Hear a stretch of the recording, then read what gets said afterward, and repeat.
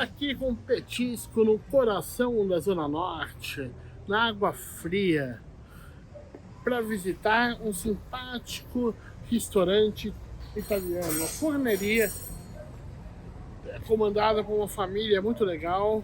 Vou trocar uma ideia com eles, mostrar o passo a passo dos troços aí. Vem comigo. Você tá gravando no vertical, cara? Você tá gravando na vertical? Você tá louco? Você já tinha restaurante? Qual a tua história na área? Bom, Júlio, eu comecei a trabalhar em cozinha com 16 anos, no finado Marcelino Panivinho, acho que você conhece. Mas você tem 19 agora? Então não dá. Não, eu tenho 27, pô, já foi meus 19 faz tempo. E quando eu tinha ali meus 20 anos, a gente abriu a Bife, foi uma hamburgueria, foi a primeira assim que teve no bairro. A gente abriu a segunda depois, que é na casa ao lado aqui. E eu sempre tive vontade de fazer um ramo diferente, sempre gostei muito. Eu comecei a perceber que eu estava cozinhando que eu gostava mais em casa do que nos meus restaurantes. E daí surgiu a ideia da ideia, no meio de pandemia, entre outras coisas, e se tornou esse projeto aí que vocês estão aqui hoje para acompanhar com a gente. E tu mora aqui na Zona Norte? Moro a exatos 3 minutos caminhando daqui. Acho que primeiro a lei seca e recentemente a pandemia fez com que as pessoas se concentrassem mais em seus próprios bairros, né? Você sente isso aqui no Ilhéus? Eu sinto, Júlio. Eu acho que é um pouco dos dois, assim. Tem um lado da lei seca, que eu acho que ajuda, e eu acho que, de fato, você ter coisas cada vez mais legais e acessíveis dentro do bairro também ajuda um pouco as pessoas a se ligarem e falar: opa, acho que talvez eu não precise mais atravessar a ponte para comer bem ou para tomar um bom vinho, enfim. Eu acho que é tendência aí para os próximos anos cada vez ter coisas mais legais em bairros periféricos, né? Na periferia do centro. Isso, exatamente. Perfeito. Vamos lá pensar aqui? Vamos lá. Bem, essa é a nossa gigante cozinha, como vocês estão vendo. A gente puxa o serviço normalmente em 3 pessoas aqui em cima. Mano, um cardápio daquele tamanho. A gente serve nessa cozinha, um fogãozinho 4 bocas, uma fritadeira e um forno e uma salamandra. É o que a gente tem de equipamento. O forno tem temperatura de pizza, 300 graus. Não, então, vamos lá. Eu deixei esse forno aqui, na verdade, de temperatura de 300 graus, porque a gente assa focaccia nele. Só que eu asso a focaccia com ele desligado. Então, ele bate uma temperatura de 290, 300 graus, eu tempero a focaccia, entro com ela no forno e desligo, e ela assa no residual. Porque o forno é muito agressivo, esse forno a gás. Então, se eu deixar a focaccia rodando aí, ela queima muito rápido. Para pizza, a gente já trabalha nos 360, e que são enganosos. Na verdade, se você coloca um termômetro, bate em torno de 400, 415 graus. Então, eu deixei ele já nesse esquema. Como a gente vai assar uma focaccia daqui a pouco, que eu queria mostrar para vocês, eu acho. Quero ver agora. Acho interessante. Vamos? Essa focaccia é fermentação natural? Então, Júlio, a gente faz aqui, na verdade, mexendo meio como se fosse uma fermentação híbrida. A gente usa levante seco, que a gente compra da estagione, que é a farinha que a gente usa para fazer. Mas eu estava tendo muito problema em relação à fermentação no dia a dia, dias mais frios principalmente. O levain sozinho ele tem uma demora para ativar e a gente ficou meio numa roubada de, inclusive, ficar sem pizza a partir de umas 10 da noite, porque não estava subindo, não estava fermentando. Eu continuei fazendo o teste. O que eu faço hoje em dia? Faço com uma proporção maior de levain e eu jogo um peteleco de fermento biológico. Perfeito. Só para realmente ativar a fermentação. Perfeito. Se só você entender, fermento biológico para usar, que nem tudo fermentação natural é bom. É bom. A gente tem um monte de exemplo aí na cidade de lugar que não usa, né? Não, claro. Não faz fermentação natural, Exato. faz pizza, pão. É muito discurso para pouca pizza. Começando aqui, eu jogo um pouquinho, bem leve, um fiozinho de azeite, que ela já está besuntada a forma com azeite, ela está untada. Então eu pego aqui primeiro, só para espalhar um pouquinho, a focaccia que já está bem fermentadinha. Eu venho aqui com os dedos leve, porque se vir com o dedo muito pesado, você acaba matando a fermentação e perde um monte de bolha, que é o que a gente quer na focaccia. Então a gente tem um alforzinho de sal. A base das duas é igual, eu entro com tomilho e com alecrim nas duas. A diferença é que a gente vai dar uma pincelada com Santa Penalho de azeitona em uma delas. As pessoas vêm comprar focaccia aqui, levam comprar. Então, Júlio, na verdade foi um negócio que aconteceu meio espontâneo, cara. Foi bem legal. A gente começou com o serviço da focaccia só no serviço de sala mesmo aqui, durante a noite. A gente não abria no almoço ainda. E todo mundo começou a perguntar muito. pô, não dá pra eu levar uma focaccia aí, vocês não tem pronto? E eu comecei a me atentar, eu falei, meu, acho que tem um jogo aí, se as pessoas estão perguntando sempre pela nossa focaccia, eu falei, vamos fazer um teste? Vamos abrir essa semana encomenda de focaccia. Conforme isso aí, a gente produz 1 ou 2 vezes por semana, eu falei, eu faço uma leva a mais e tá tudo certo. Abri as encomendas de focaccia, saíram 20 focaccias na primeira semana. Uau! Aqui na de azeitona, eu não peso muito a mão, porque ela também tem um pouco de gordura a mais que a gente não quer. Então eu vou só, exatamente, eu vou só realmente dando uma pinceladinha em alguns pontos.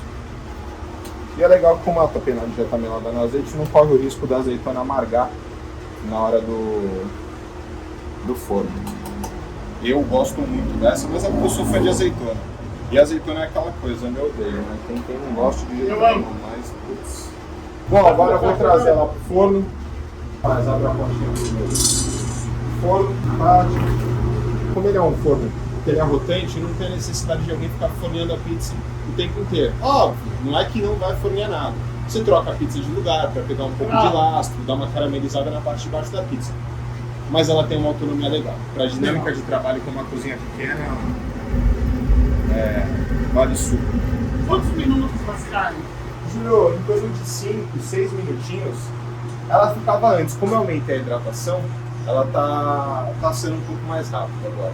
Então 5, 6 minutinhos eu acho que é o tempo ideal que ela sai. Pra ficar bolhuda, pra fazer bolha também, não sai aquela focaccia branquela.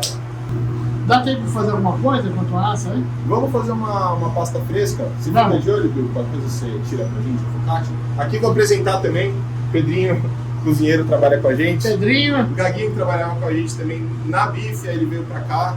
Não conseguia arranjar um pizzaiolo. A gente transformou ele num pizzaiolo, a gente é nosso pizzaiolo aqui. Tu prefere chapa ou forno? Forno. Ah, é. Tá bom. O que tu vai fazer agora? É um caramelle. A gente tem aqui nossa pasta fresca, a gente produz na casa. Farinha italiana. A gente não usa sêmola, tem alguns lugares que usam sêmola. A gente prefere não, porque eu percebi que só com a farinha a massa fica um pouco mais elástica.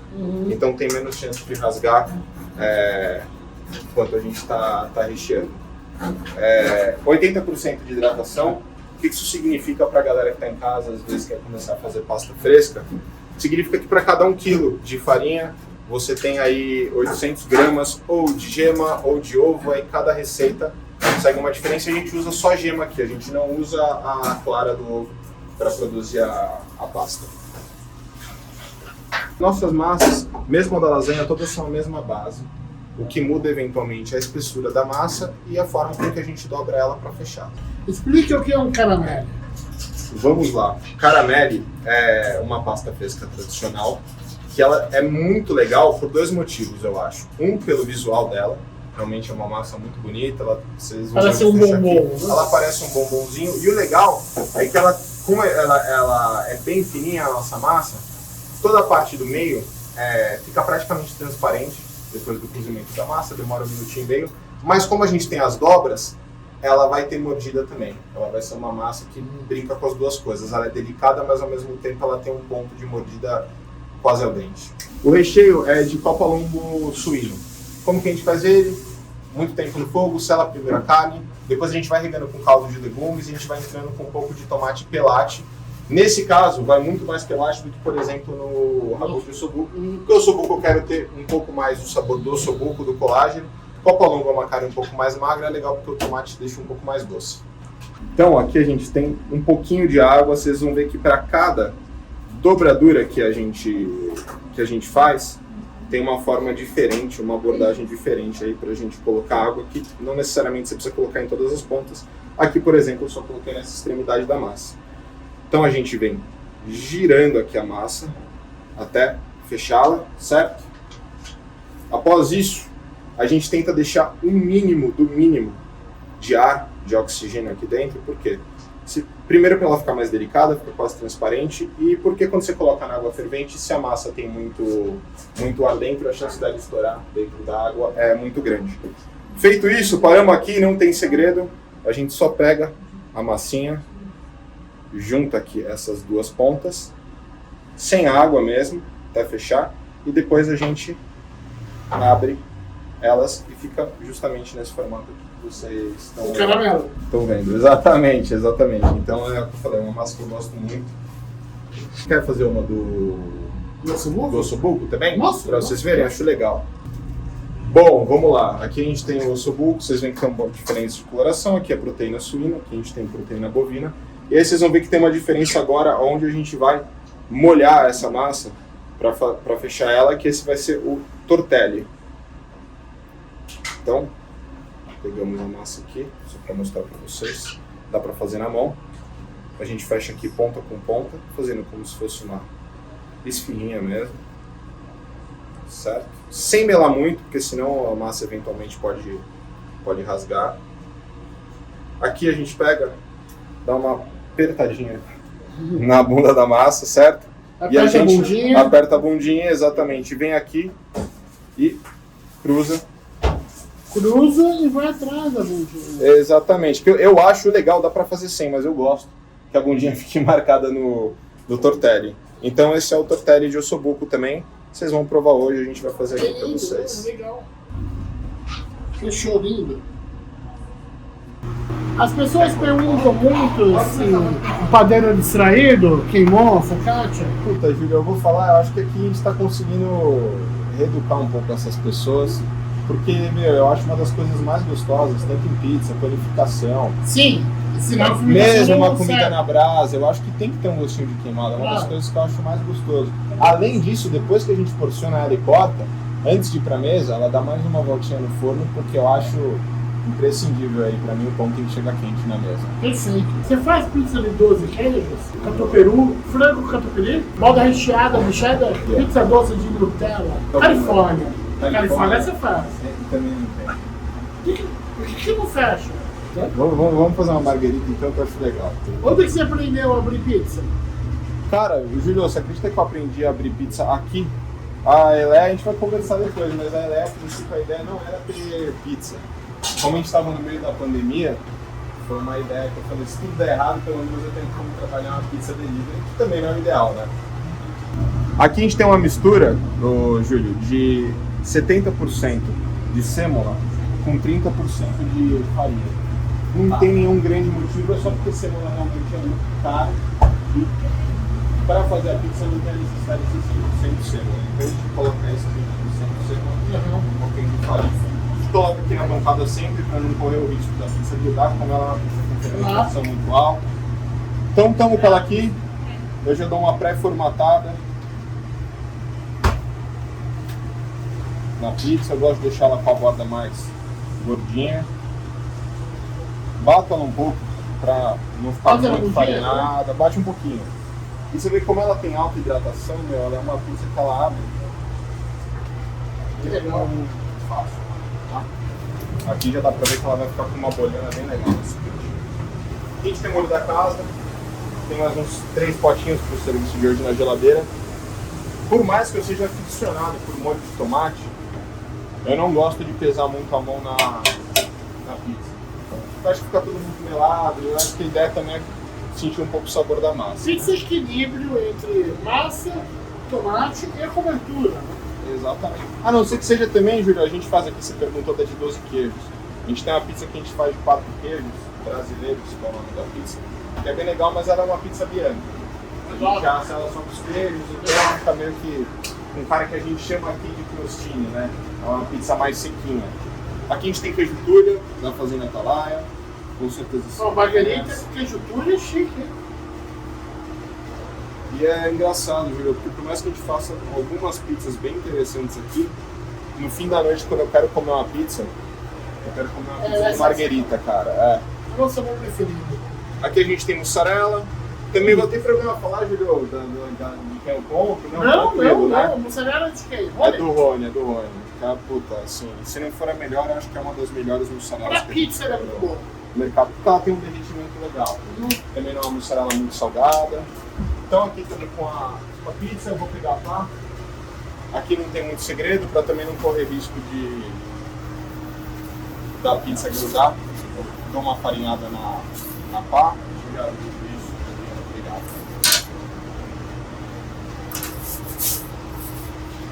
Queijinho para fugir. A gente termina aqui de abrir ela um pouquinho na pá mesmo. E aí vamos pro forno.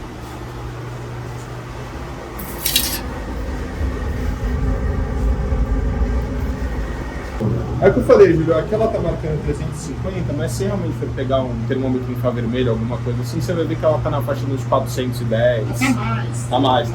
Eles têm a opção também na Forno Flex de forno híbrido, mas essa é uma discussão porque a galera tem uma paixão por forno a lenha, um negócio muito tradicional, né? É sempre valorizado. É, porque no fundo o que faz a pizza ficar gostosa ou ficar queimadinha é só a temperatura e o lastro que ela for ter. Então tem muita discussão. Os italianos, se me escutarem, não terem me matar, falar que o forno a lenha faz diferença. Mas, então estamos com ela aqui no forno.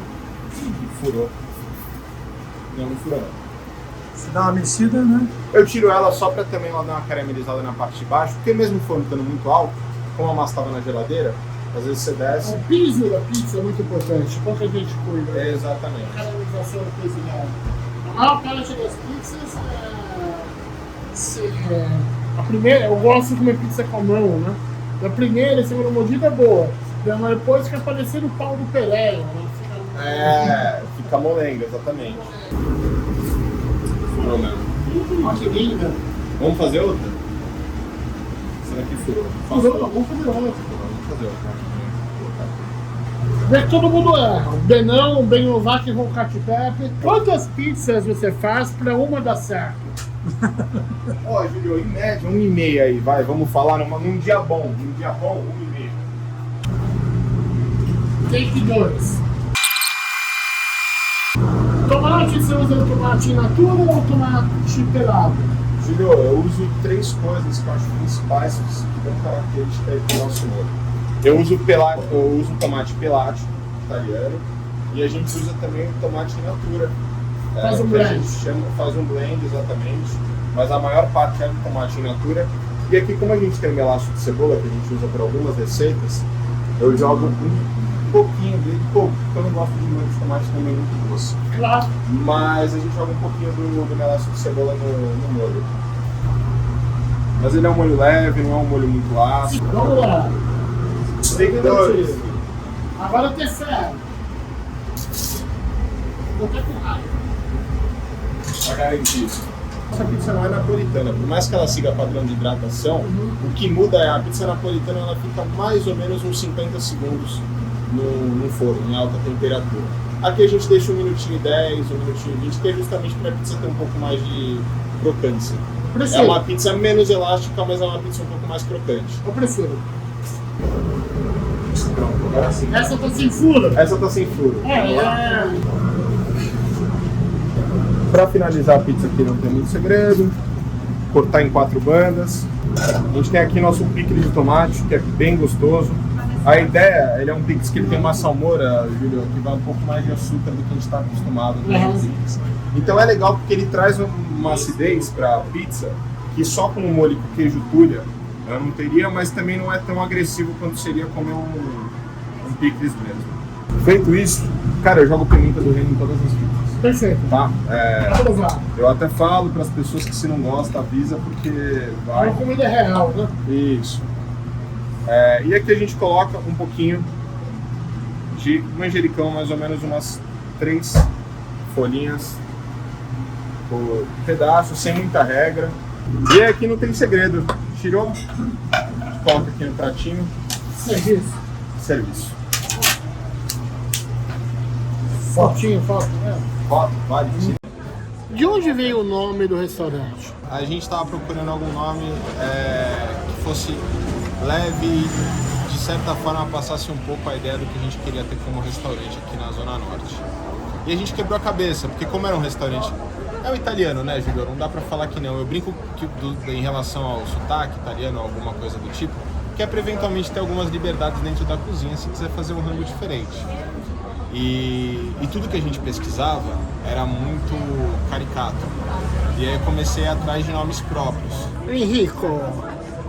Mas aí não dá, né? Aí é muito amor próprio colocar o próprio nome. Enricos.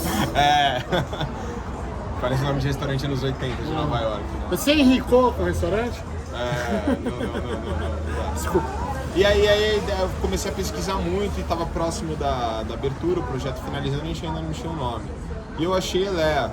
E aí eu fui descobrir que Elea é uma região no sul da Itália e que toda a parte de arquitetura é desde a antiga Roma, é um patrimônio tombado, hoje em dia é tudo em ruínas e lembra muito a arquitetura da casa. E tem uma brincadeira também, Henrico, Manuela, o meu pai, que talvez esteja daqui a pouco você vai conhecer, Júlio Vilela, Conheci a gente ontem. falou, conheceu? Ele é muito gente fina. Pô, legal, ele vem aí, ele é demais. E aí teve um pouco esse lance, a gente falou, pô, a gente quer um nome que tem a ver com o lugar, que de certa forma traga um contexto, para só não ser um nome bobo, um nome que a gente goste. E eu gostei muito, eu falei, putz, é um nome feminino, eu acho que é um nome que tem muito a ver com o ambiente, com a comida que a gente está servindo, ser uma experiência assim, galera que vem comer aqui, ser algo leve, despretensioso. Manu também adorou, meu pai comprou a ideia na hora, a gente foi ver se batia registro, bateu, eu falei, tá resolvido.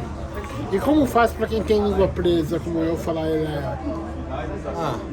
Aí eu que te pergunto. Foda-se. Não Tem uma faz. fonoaudióloga aqui É embaixo. uma fonoaudióloga ótima, vai te ajudar. Eu tenho língua presa e cara esponjosa no nariz, né?